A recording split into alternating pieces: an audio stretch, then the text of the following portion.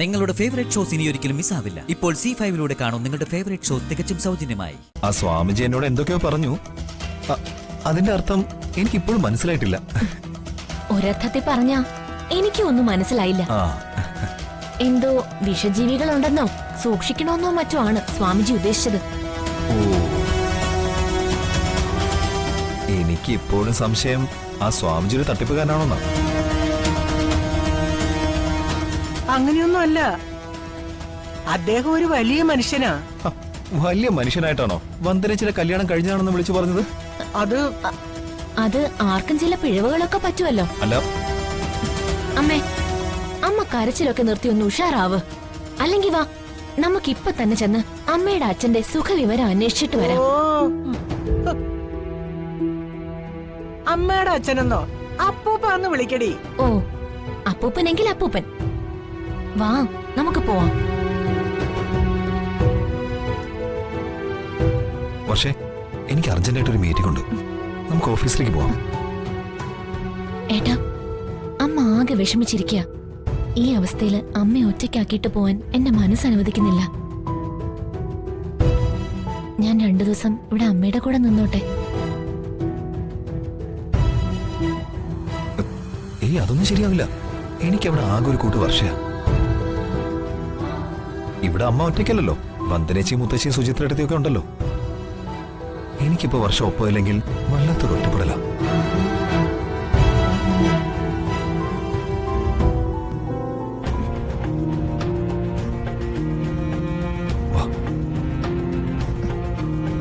മോളെ, മോള് വിക്രമനൊപ്പം പൊയ്ക്കോ. ചന്ദ്രികയെ ഞങ്ങൾ സമാധാനിപ്പിച്ചോളാം. അമ്മേ, എന്നാ ഞങ്ങളങ്ങോട്ട് പോയിട്ട് വാ മോളെ. എന്നാ ഞങ്ങൾ ഇറങ്ങിയ ശരി. വാ വാ.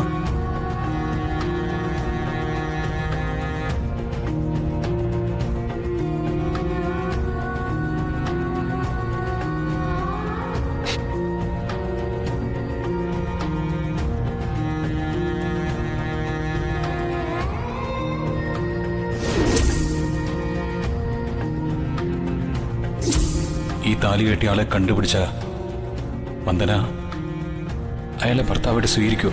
ആ ചതി ചെയ്തത് ആരായാലും എനിക്ക് അയാളെ വെറുപ്പാണ്, അറപ്പാണ്.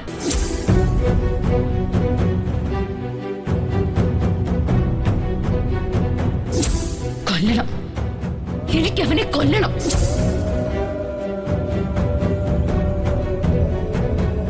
ഞാൻ ചെയ്തത് തെറ്റായി പോയോ? വന്ദനയുടെ കഴുത്തിൽ താലി ഉണ്ടെന്ന് ഞാൻ എങ്ങനെ അറിഞ്ഞു എന്ന് വന്ദന ചോദിച്ചപ്പോഴും ഞാൻ അവളോട് കള്ളമല്ലേ പറഞ്ഞത്? അവളെ താലി കെട്ടിയത് ഞാനാണെന്നുള്ള സത്യം അപ്പോഴും തുറന്നു പറയാതിരുന്നത് കടുത്ത തെറ്റായിപ്പോയി.